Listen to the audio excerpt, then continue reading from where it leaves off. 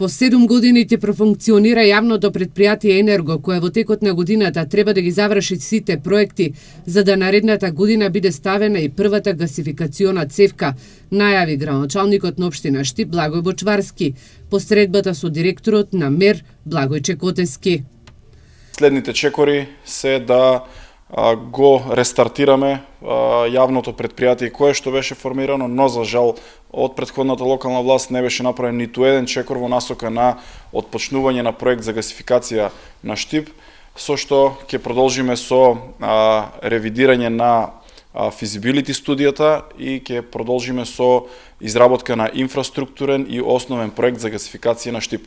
Веднаш после тоа јас очекувам дека во текот на оваа година ќе проектираме, ќе ги завршиме сите проектни документации, со што за една година очекувам дека доколку тече секако што треба, можат граѓаните на Штип да бидат сведоци на постојање на нова алтернативна инфраструктура во градот. Директорот на МЕР Котески забележа дека Штип ја има шансата да биде првиот град од регионот кој ќе може да се гасифицира и е во предност од останатите општини.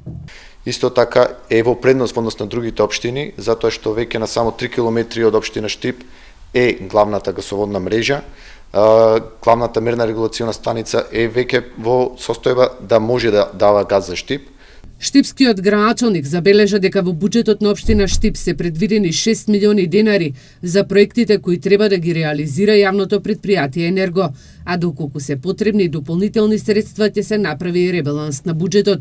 Првично е предвидено да се гасифицираат индустриските објекти кои се во непосредна близина на гасоводната мрежа, а исто така да бидат и офатени општинските институции, градинки, училишта и секако домаќинства. Според Бочварски, инвестицијата во секундарната гасоводна мрежа ќе зависи од тоа колку ќе биде разгранета, односно колку повеќе корисници ќе имаат.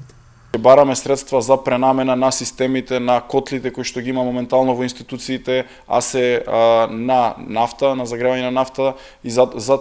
таков тип на пренамена ќе бараме средства од европските фондови да можеме сите школи, градинки, институции час поскоро и со поддршка на нивни средства да ги реализираме.